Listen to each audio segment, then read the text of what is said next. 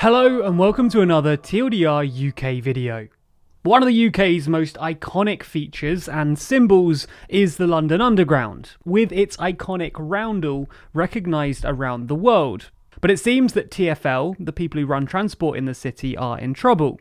So in this video, we're going to be taking a look at Transport for London's latest funding package, its wider financial troubles, and what all of this can tell us about the UK government's attitude towards London.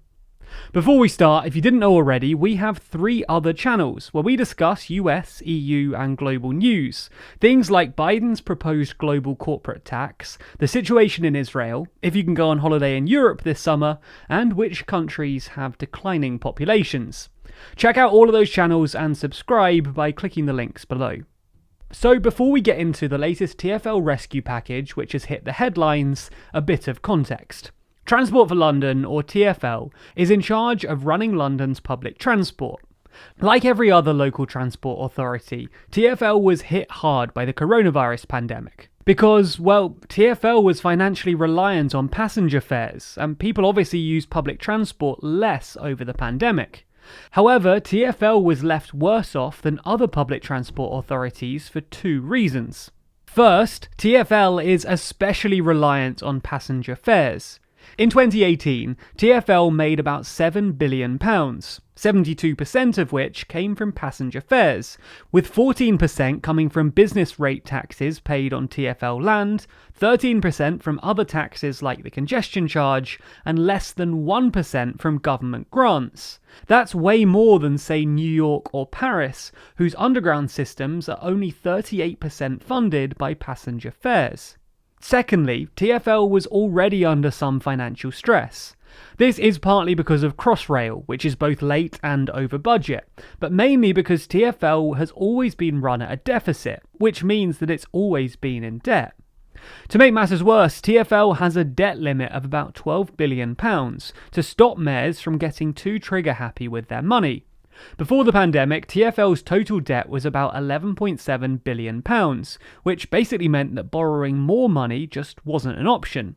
Now, it's worth noting that by April 2020, TfL had reduced its annual operating deficit from nearly £1 billion to £400 million, and was on track to start turning a profit by 2020, which would make them the only capital city public transport operator in the world to be in the black. Especially impressive when you remember that it earns its own way. So it's not so much that TfL was in terrible financial shape, as that the pandemic was unfortunately timed. Nonetheless, you get the point. TfL was seriously in debt and heavily reliant on passenger fares, so when the pandemic hit and income from fares dropped by 90%, it needed money fast. Sadiq Khan, the Mayor of London, originally asked for about £5.6 billion in extra funding to survive the pandemic. While the government has since given TfL about £4 billion in bailouts, it hasn't been particularly nice about it.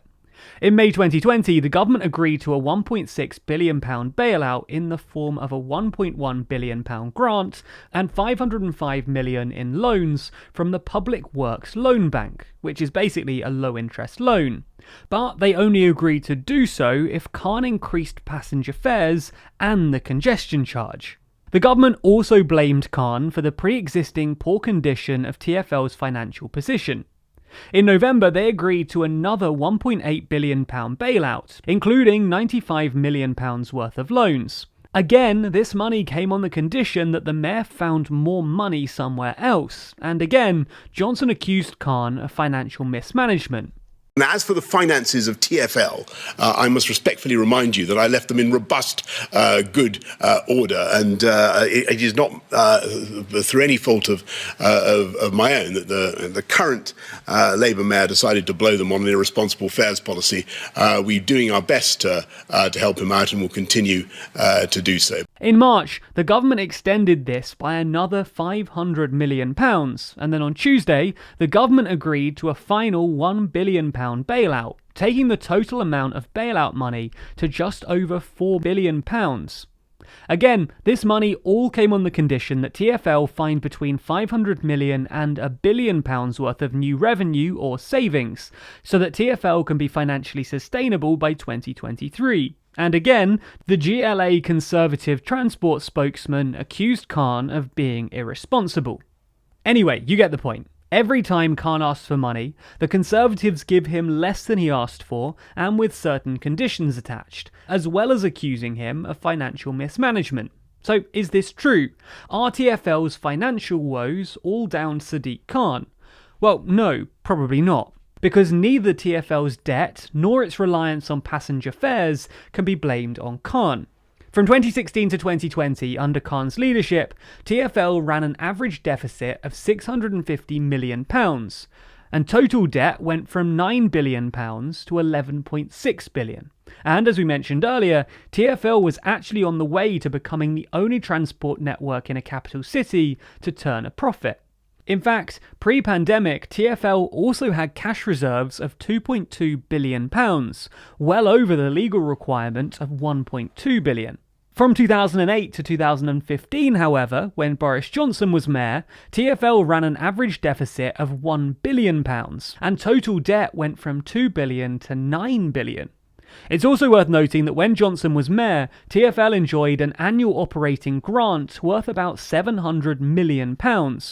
And if this was still in place, TfL would already be turning a profit. We should make clear here that we're not saying that Khan has done a brilliant job of managing TfL's debt, just that looking at the stats, Johnson objectively did a worse job. Similarly, one of the big reasons TfL is so dependent on passenger fares is that it receives far less in central government funding than other transport networks, largely thanks to the fact that the government cut its £700 million operating grant in 2015, just as Johnson was leaving office, in a rather cheeky move from Cameron and Osborne. Anyway, it's therefore hard to blame Khan for TfL's over-reliance on passenger fares, when this is largely a consequence of a lack of central government funding. As a last thing, this is the government's third political tussle with London recently. The government also refused to pay for more than a third of the costs of fixing Hammersmith Bridge, and intervened with Khan's proposed housing plan, despite the fact that it was within the mayor's mandate. Now, before the mayoral election in May, this political tussling made sense, because the subtext was, vote for a Conservative mayor and we'll actually fix TfL and the Hammersmith Bridge. But now the mayoral race is over, it's worth asking the question, why is the government still picking fights with Khan? Why don't they just give him the money over? Given that it at least makes economic sense for the UK's capital city to have a functioning transport network. Presumably, this is part of the government's whole pitch to the northern Red Wall voters that they're no longer floppy London-centric One Nation Tories. But what do you think? Is this a smart political move from the government? Or are we reading too much into this, and it's just them being fiscally responsible with no political subtext?